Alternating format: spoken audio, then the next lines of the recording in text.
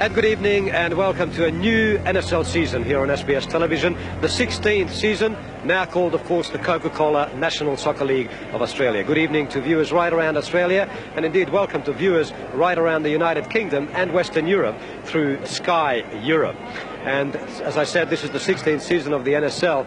What a long time it's been since the NSL kicked off in 1977, and we've been here for most of it.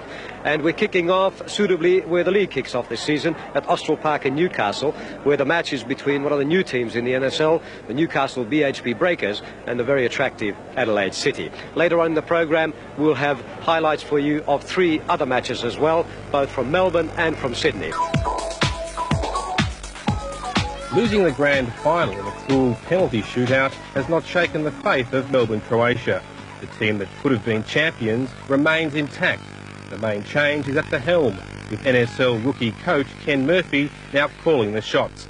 A broken leg from a training mishap wasn't going to keep the former Socceroo off centre stage. Marconi's relative failure last season led the prosperous Sydney siders to some chequebook recruiting, with Milan Blagojevic one of 4 new faces in the starting lineup. The gifted Blagojevic was deployed as an attacking libero, but he hardly had a free moment to go forward as Marconi was under fire. Croatia's lanky Ivan Kelic soon found his range, but Bobby Catlin produced a fine save. The usually fluent Marconi style was made to stutter as Croatia applied severe pressure, assisted by a stiff breeze. The evergreen Joe Biscuit was once again tormenting those who tried to mark him. But Alan Davidson made a hash of this chance.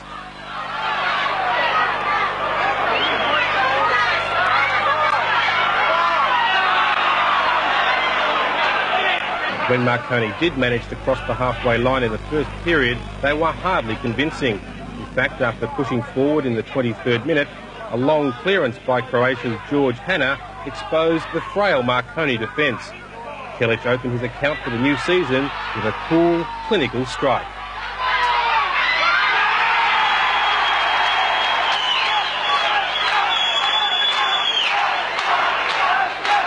The goal further jangled the Marconi nerves, and another long bomb soon after caused more headaches.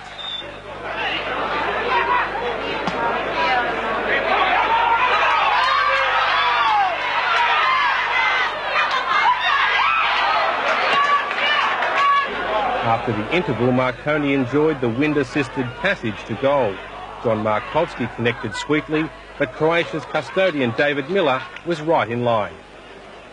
Even into the breeze, Croatia held sway.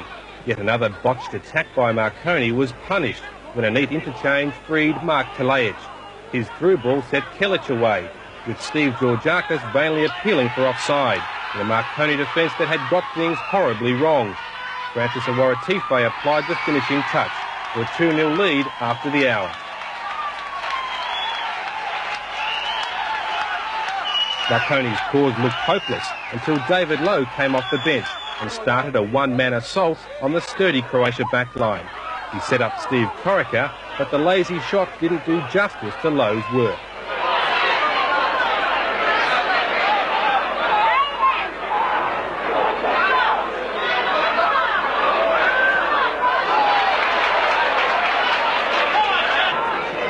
Lowe decided going solo was the only way, and his dipping left foot shot required a fingertip save from Miller, who was finally having to earn his pay. Marconi's belated comeback was stymied by the untimely injury to captain Ian Gray. With both subs on the park, Gray's departure left Marconi 1 short for the final 10 minutes. But the nuggety David Lowe was out to salvage something, at the very least a recall to the first 11 next week.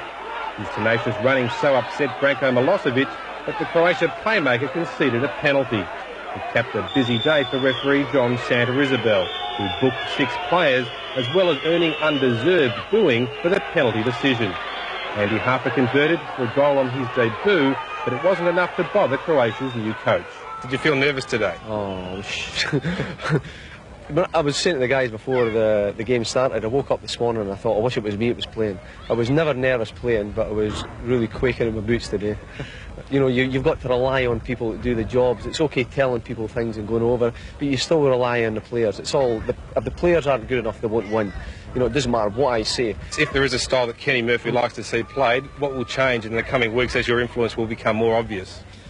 Hopefully nothing, because they done well today. I was happy with the way they played today. I thought we dominated for long periods. We had the pressure on them. We pressured well. We scored 2 goals and, you know, only conceded 1. I don't see what I've got to change from that.